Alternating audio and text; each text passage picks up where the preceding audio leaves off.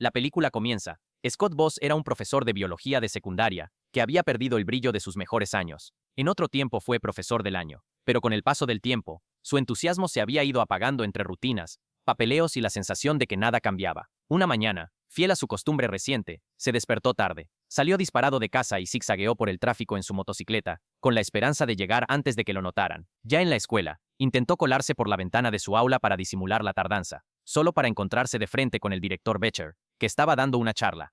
Scott, rápido para improvisar, convirtió la escena en una supuesta demostración biológica, pero el director no compró la historia, le recordó su falta de puntualidad, le negó un día libre que venía pidiendo, y le asignó tareas extra de vigilancia. Era un recordatorio más de que su reputación de antaño ya no lo salvaba. La clase de ese día reflejó lo que Scott venía arrastrando, apatía. Mientras los alumnos hojeaban el libro, una estudiante preguntó con genuino interés, y él zanjó la inquietud con desgano, lanzando la idea de que muchas cosas no servían en la vida real. Ese comentario, casi automático, iba a regresarle más adelante con fuerza. Sonó el timbre, y como un respiro, el grupo se dispersó. De camino a la sala de profesores, Scott se peleó con la máquina expendedora que se tragó su dinero y no entregó el snack. Entre frustración y picardía, sacudió el aparato, consiguió 2 paquetes y se los repartió con un alumno que lo había visto todo, pidiéndole discreción. Fue un momento pequeño, pero decía mucho del estado mental de Scott, resolver a la carrera, sin grandes planes. La música lo detuvo en el pasillo. En el salón de ensayos, Marty Strepp, el profesor de música, dirigía a sus estudiantes con una pasión que contrastaba con la desidia de Scott.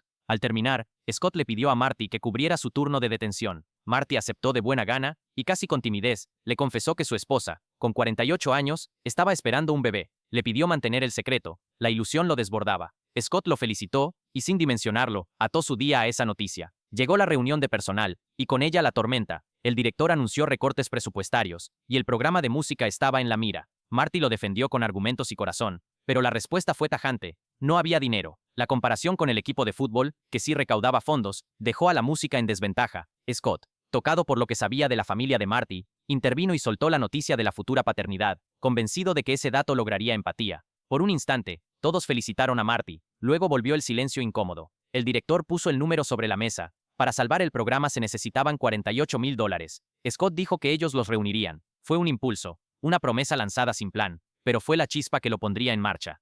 Al día siguiente, Marty apareció temprano, eufórico, listo para organizar rifas, maratones y venta de pasteles. Quiso sumar al resto del claustro. Nadie se presentó salvo Bella Flores, la enfermera de la escuela, que tenía una paciencia infinita y una mirada de quien aún creía en los alumnos. Marty se alejó a buscar a más colegas, y la cancha quedó en silencio. Scott, que empezaba a flaquear ante la meta de 48,000, intentó distraer la conversación invitando a Bella a salir. Ella, pragmática, le dejó claro que ese no era el momento. Scott, tercamente encantador, propuso una apuesta en la cancha. Si encestaba un mate, ella aceptaría una cita. La escena terminó con un intento desastroso, y la confirmación de que, si quería ganarse a Bella, no sería con trucos. Ante la falta de apoyo interno, Scott fue a ver a su hermano Eric en busca de un segundo empleo. Eric apenas se sostenía. Muchos hijos, poco espacio, cuentas por pagar y discusiones domésticas. Le sugirió a Scott retomar clases de ciudadanía, un trabajo que había hecho antes. Scott aceptó a regañadientes. Pronto estuvo frente a un grupo diverso, cansado por las jornadas laborales, que necesitaba no solo datos, sino un empujón de ánimo.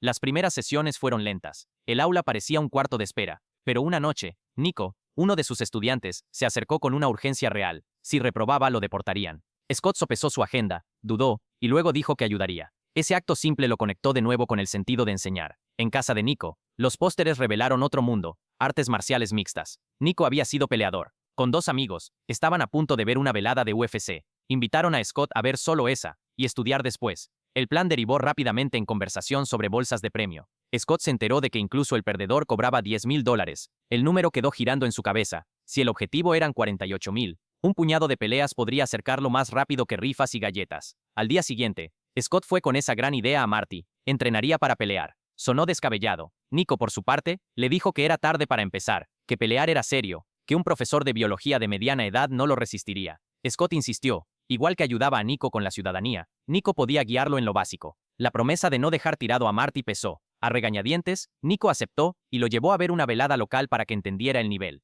El debut de Scott fue casi un mal chiste. Subió con equipo improvisado y una sonrisa nerviosa. La adrenalina lo desbordó, pero la campana sonó, y en unos segundos, recibió una patada limpia que lo dejó fuera de combate. Lo atendió Bella, con mezcla de preocupación y enfado cariñoso. Le sugirió parar, cuidar su salud. Scott respondió con su argumento más honesto. Le había prometido a Marty ayudar a salvar el programa de música. No podía echarse atrás. Visitó entonces la casa de Marty para explicarle su plan de seguir. Encontró un hogar modesto, con instrumentos restaurados que Marty reparaba para estudiantes sin recursos. Vio la entrega silenciosa detrás del aula, esa que no sale en los informes. La esposa de Marty, sin saber nada de recortes, le habló del embarazo con una mezcla de alegría y nervios. Scott evitó asustarla, guardó el secreto que ahora pesaba más que antes. Salió de allí decidido. Al día siguiente llegó a la dirección con un pequeño sobre de efectivo, un adelanto para que no cerraran el programa mientras él intentaba reunir el resto. Después, volvió con Nico. Empezaron desde cero: postura, guardia, respiración, cómo no malgastar energía. En la segunda pelea, la lluvia sorprendió, pero no detuvo el evento. El ring se volvió resbaladizo, y paradójicamente ayudó a Scott. El rival patinó en un par de intentos y se nivelaron las fuerzas. Aún así, los golpes llegaban, y el aprendizaje era duro. De vuelta a la escuela, Scott se topó con la consecuencia de sus propias palabras. Malia, una alumna brillante, falló en una evaluación y confesó que su padre la sacaría de música para trabajar en el restaurante familiar. Cuando Scott intentó convencerla de lo contrario, ella le recordó que en su clase él mismo había dicho que esto no importaba. Ese eco lo sacudió. Comprendió que no bastaba con pelear fuera, tenía que recuperar la vocación dentro del aula. Desde ese día su clase cambió. Dejó el periódico, caminó entre los pupitres, convirtió los temas de biología en preguntas curiosas y ejemplos cercanos. Bella, al pasar por el aula y verlo realmente enseñar, esbozó una sonrisa. Con Nico, el entrenamiento ganó estructura. Scott practicó defensa hasta el cansancio. Se quejó, con razón, de que solo cubrirse lo agotaba y no sumaba victorias. Nico lo introdujo a sesiones de golpeo con peleadores más técnicos. Scott terminó una noche sin poder mover los brazos, rieron juntos de lo absurdo y siguieron. Bella, al revisar una lesión, le recolocó un hombro con calma clínicamente graciosa y le pidió que, al menos, no descuidara su salud. En la siguiente pelea, Scott llegó con una canción de entrada que el rival le robó de manera oportunista. Marty resolvió con otra pista y entre risas, lograron bajar tensiones. El combate fue duro, pero Scott encontró un hueco limpio para un golpe que noqueó al oponente. Fue su primera victoria real. La celebración tuvo su nota cómica cuando, por el esfuerzo y el estómago revuelto,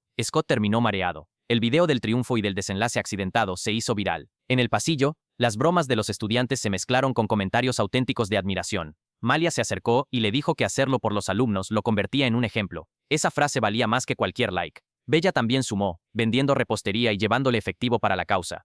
Scott volvió a invitarla a salir, y aunque no aceptó de inmediato, la distancia entre ambos empezó a cortarse con gestos, visitas a la enfermería y complicidad discreta. La vida fuera del gimnasio también avanzó. Scott conectó a su hermano Eric, con el padre de Malia, para que trabajara como chef en el restaurante. Era una forma de mejorar la economía de su familia, y de paso ablandar al papá de Malia sobre el valor de la escuela. Scott, más suelto, probó de nuevo invitar a Bella, y esta vez organizó una cena hecha en casa con la mano invisible de Eric en la cocina. Hubo torpezas, risas, y un resbalón accidental que acabó con ambos en el suelo, más cercanos emocionalmente que nunca. Entonces llegó una oferta inesperada, una pelea en UFC. Nico, protector y también atravesado por sus propias heridas, la había rechazado. Al confrontarlo confesó lo que cargaba: años de sacrificio, una lesión de cuello que truncó su carrera y el golpe de ver a un profesor, su alumno, recibir una oportunidad que él no pudo. Scott se disculpó, y le dijo que no pelearía si eso iba a romper su relación. Nico respiró hondo, digirió el orgullo y le dijo que aceptara. La amistad ganó ese día. El equipo viajó a Las Vegas. En el hotel,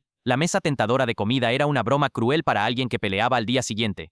Scott apenas olió el pastel. En medio de los preparativos, recibió una llamada de Bella. El director había malversado fondos, y el dinero que venían aportando había desaparecido del presupuesto. Era un balde de agua fría. Bella le pidió que no arriesgara su salud por una causa que otro estaba saboteando.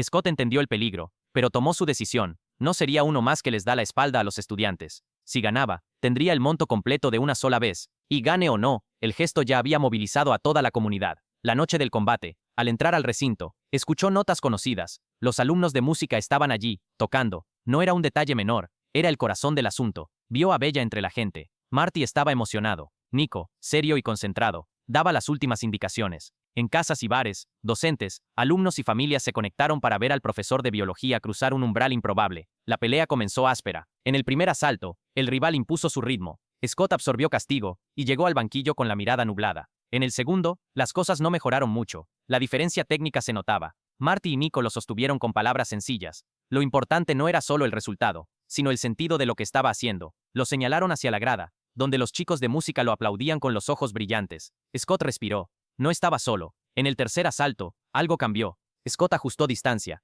respondió con combinaciones más claras y logró desestabilizar por momentos a su rival. Cuando parecía que el otro lo atrapaba con una llave al brazo que podía comprometerlo, Scott hizo lo que mejor le salía como maestro y como peleador tardío. No se rindió, apretó los dientes, encontró un agarre, cargó a su oponente y lo proyectó contra la lona con decisión. El impacto dejó al rival sin respuesta, y el referee detuvo la contienda. La arena estalló. Scott, aturdido por la emoción, abrazó a Nico y a Marty. Bella entró entre lágrimas contenidas y lo besó, no por la épica deportiva, sino por lo que significaba para los chicos. Después llegaron los efectos concretos. Con la bolsa de la victoria, el programa de música se salvó. Marty volvió a su aula con instrumentos y partituras, y la escuela entendió en carne propia que un buen programa artístico transforma vidas tanto como una clase de ciencias. El director tuvo que reconocer el esfuerzo, aunque mantuvo sus maneras. Nico, por su parte, aprobó su examen de ciudadanía, con una sonrisa que decía más que las palabras memorizadas gracias a una melodía. Eric estabilizó su trabajo en la cocina del restaurante, y su hogar ganó calma. Malia siguió en música con el apoyo de su padre, ahora menos reticente. Scott, de nuevo en su clase de biología, recuperó el pulso que había perdido. Planteaba preguntas, hacía participar a los callados, conectaba células con sueños, y enseñaba sobre todo que el esfuerzo sincero tiene eco. En los pasillos, su figura ya no era la del maestro que llega tarde y se escurre por ventanas, sino la de alguien que decidió ponerse de pie por lo que importa. La historia, en el fondo, no trata de un profesor que aprende a pelear, sino de un adulto que recuerda por qué eligió enseñar. La pelea fue un camino difícil, intenso y hasta cómico por momentos para recuperar la voz, sumar a su comunidad y sostener un espacio donde los estudiantes encuentran identidad y propósito. El mensaje que quedó vibrando en esa escuela fue simple y poderoso. Cuando un docente cree en sus alumnos y se compromete de verdad, contagia a otros, y la suma de voluntades termina moviendo lo que parecía inamovible. Aquí, el ring solo fue el escenario. La verdadera victoria estaba en la sala de música, en el aula de biología, y en cada chico que volvió a sentirse visto. Fin de la película.